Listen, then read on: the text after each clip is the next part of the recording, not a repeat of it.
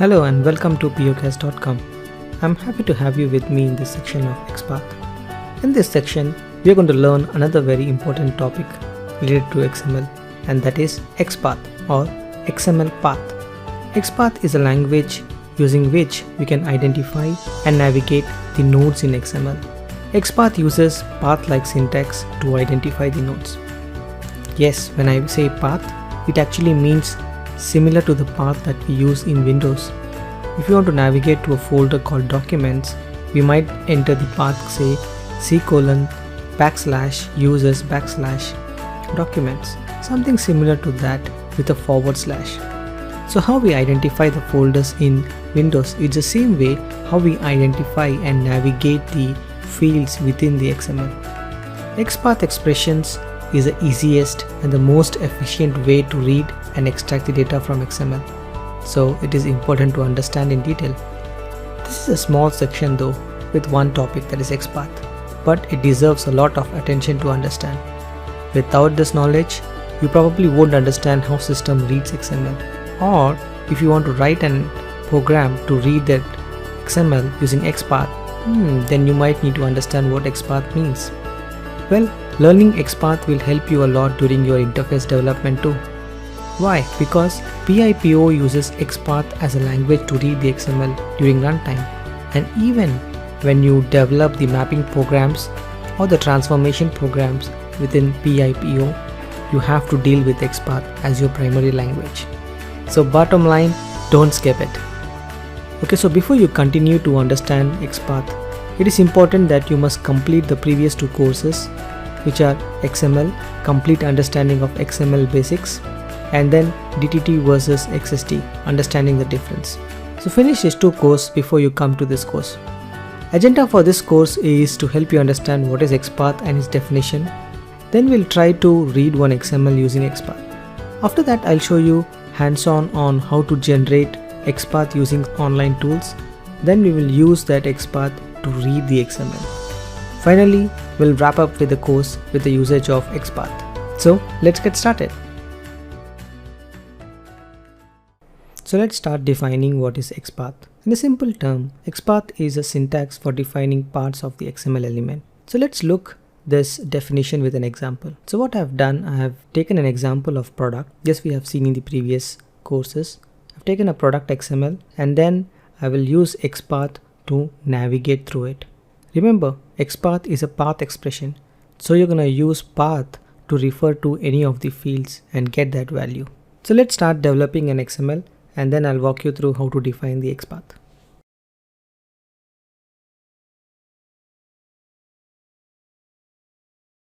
So now let's look at how to write this language. What we learned is how you define the Xpath and how you can correlate with an folder structure.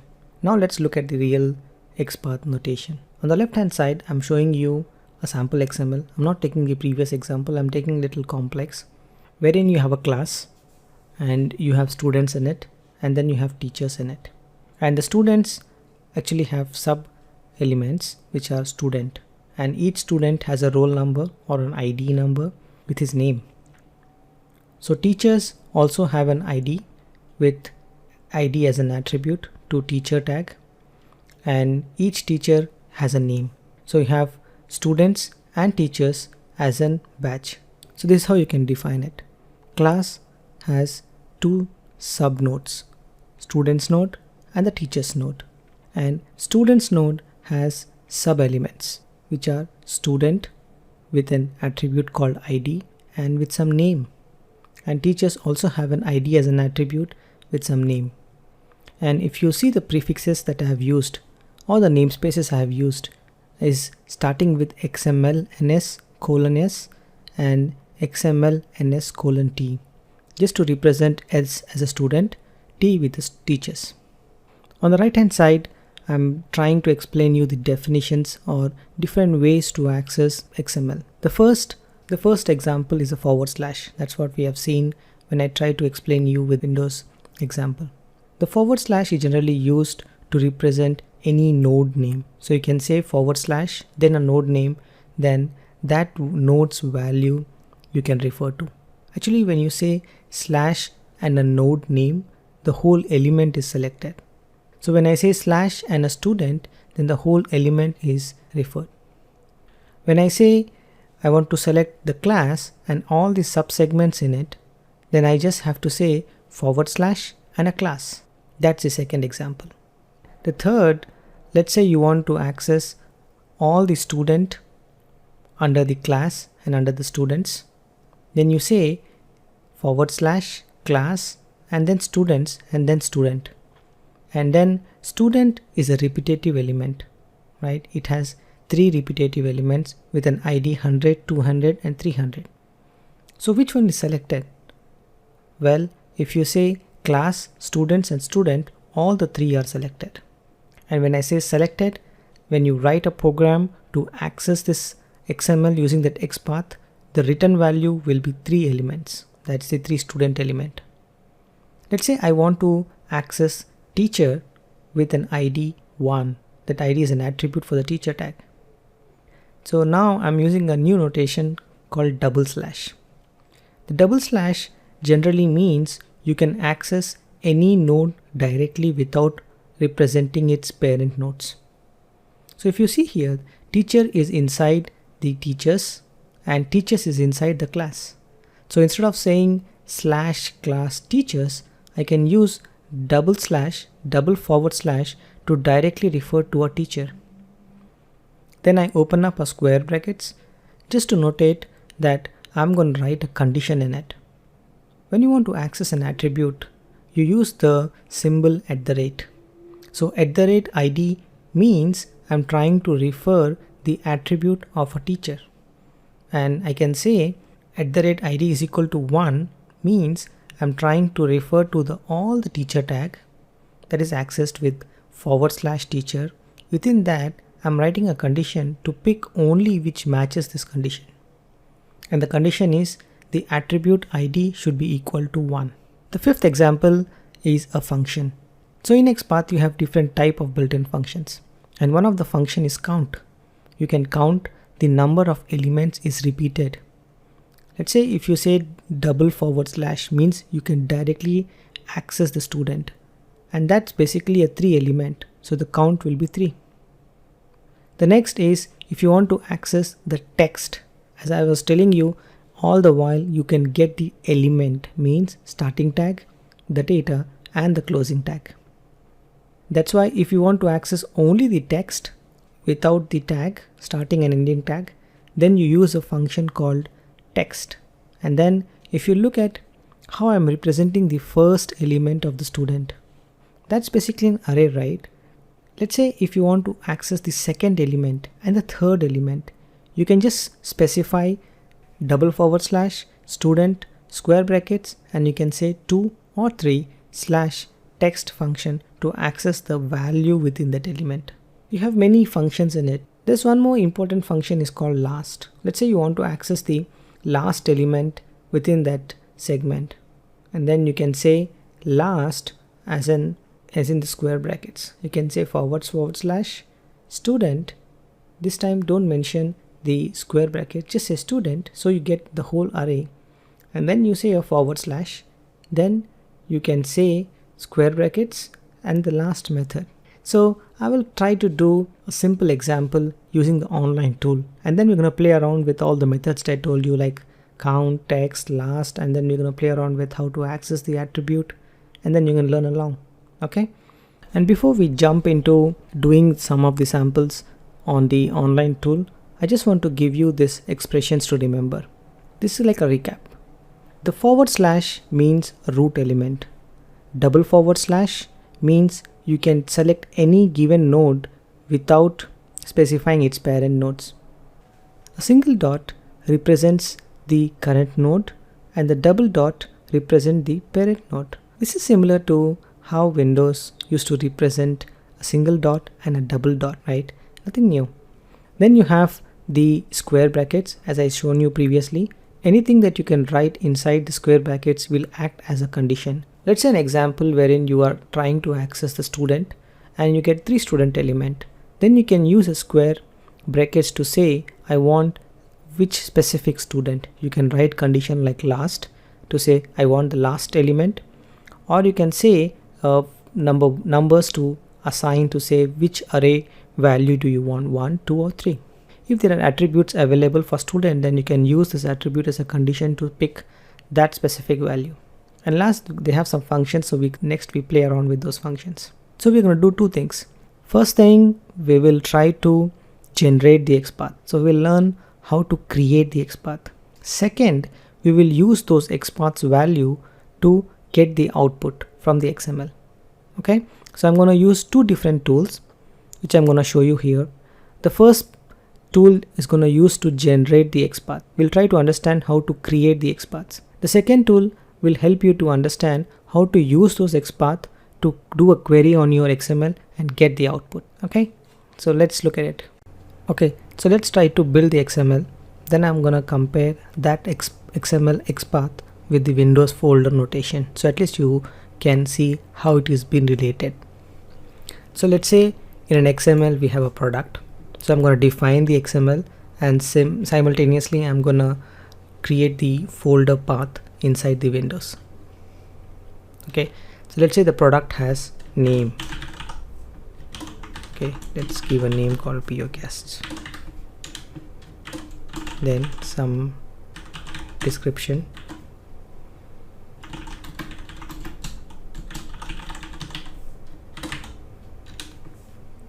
Right. And then we're gonna say some, maybe we can say price and say some price to it. Okay, so we know we can define XML using tags, and as I told you, XPath is nothing but a path that you can refer back to an XML's node, right? So typically when you write an XPath, the XPath starts with a /, right?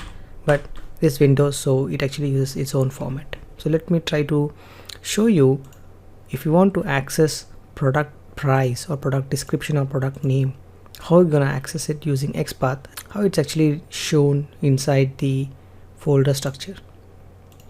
Let's say you have a folder name called name,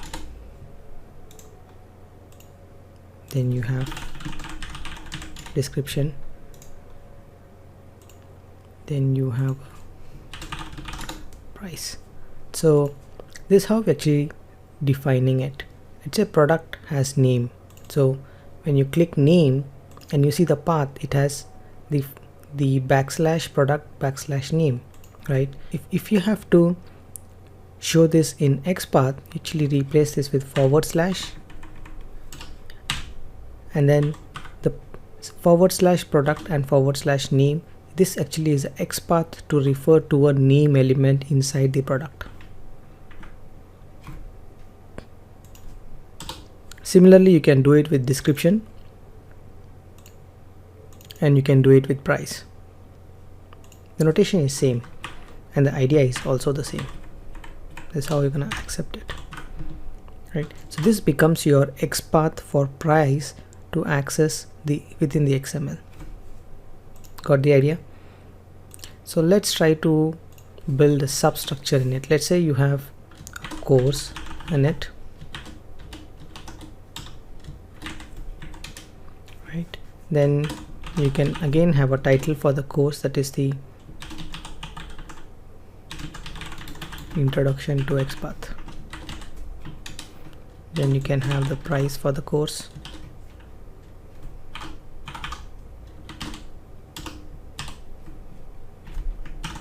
right? So how we're gonna show this notation in XPath? So let's say we use the same Windows folder and try to show this. So course has a title,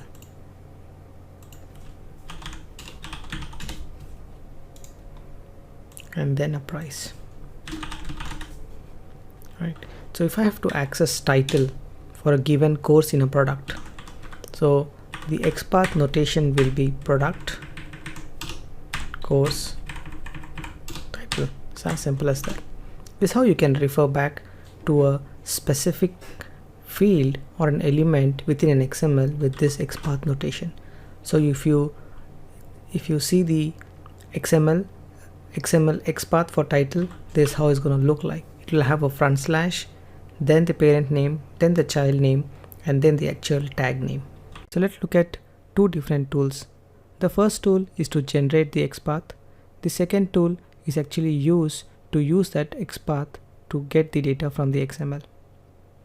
So the first tool I have loaded up with an XML, and it's an XML of the class example that we have seen, and this time I have removed the namespace so that we understand the XPath concepts easily. Actually, you can use a namespace also, it's just you might be confused, so I just removed it out. So let's say in a class you have students and teachers, and each students actually have multiple student in it. Even teachers have multiple teacher in it. An ID is an attribute, and each student actually have a value assigned to it. So let's say how to access a class and what is XPath. So when you click at the class, you observe the XPath results. So when I say class, I actually get the /class. So this is the way you can access the class, and when you say /class, you actually get the students and all the teachers inside it.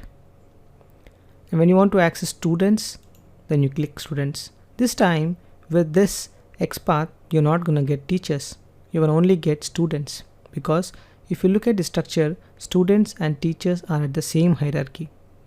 So when you access a parent node, only that parent child you can get. You cannot get the parent of another siblings. Okay, understood? So let's say I click on teachers again. So this is the way you can access teachers. And let's say if I want to access student, yes, I get the student. And if you observe, I get a array kind of example, so which indicates I'm trying to access the first element. And if I click on the second element, I get the second. If I click on third, I get the third. If I click on teacher, I get the teacher first, teacher second, and teacher third. Right? Let's try to click on ID and see how to access the first student with ID 100. Right. So you're actually seeing, if I say student of 1 @ID, the @ symbol is actually used to refer to an attribute. As an ID is an attribute, I am actually referring to the first element ID. Similarly, I can refer to second, third, then teacher ID, second and third. Right? And if I have to access the value, I said we use a function called text. So it's student of 1 of text, student of 2 of text, student of 3 of text. Similarly for teacher, teacher and teacher. Right? Yeah, this is how actually XPath is used to access an element in an XML. Okay, so we have learned how to generate the XPath. Now let's look at another tool to use the XPath to access the XML. Well, we understood XPath is used to access an XML, right? So we'll use the XPath that has been generated, and we'll try to execute an XML and see how's the output. So let me pick the first example, that's a class. And when I enter the class, I actually get the whole segment in it, right? I get the class, students and all the teachers. And I just try to type from here, like the students, then I get the students element, the whole segment, right? Not just the element, but the whole segment. And if I say teachers, I get the teachers, right? And if I have to access teacher directly, I say we use /. Right, so you get the teacher. Similarly, you can access student. Right. So in the previous example, I shown you that when you try to access with /, you actually get the whole element. This is what I was referring to. You cannot get the text of the element. To get that, you need to use that text method. Right, so you can see you actually get the text element with all the names in it, because the student is referring to all the elements. So now you can use the square brackets to say I want to access the first one or the second one or the third one. Then you can relate back that specific element. And let's say I want to say ID of type, right? You can use the symbol of @ to represent an ID and say ID equal to and say 100, right? You still get the Ray Charles. Let's try to change this, right? This time you get the second one. You can even do the third one. I hope you got the idea right. So first thing is to generate the XPath. So you need to understand what XPath you're trying to access. The second part is basically to run that XPath on the XML to get the output. And most of the time you use XPath to get the value of that particular field. I hope by now you got the idea on what is XPath and how to use it to read XML fields. In case if you didn't really get it or you forgot this topic, in future always compare it with folder path style and you will never go wrong. All we were doing was using XPath to navigate the XML tree structure, right? That's how it's to remember. Finally, let's summarize the usage of the XPath. Well, XPath is a syntax for defining parts of an XML document, and XPath uses path expressions to navigate in the XML document. And then the path expressions that we have seen was /, /, those kind of notations. XPath contains a library of standard functions like we have seen as text and then last and then count. And yeah, XPath is fastest and easiest way to read XML. Remember this, as you will find many other ways to read XML, but XPath is lightning speed and standards too. Always prefer XPath when you want to read the XML. Well, that's the end of the topic. If you have any questions regarding this topic I discussed or any clarifications you want to do on this topic, please feel free to join the discussion in the forum for this topic, where we can discuss further or to clarify your queries. You can also reach us at support@podcast.com for any kind of questions without hesitation. With that, I end this presentation and thanks for listening to this section of the course. Have a wonderful day. Bye.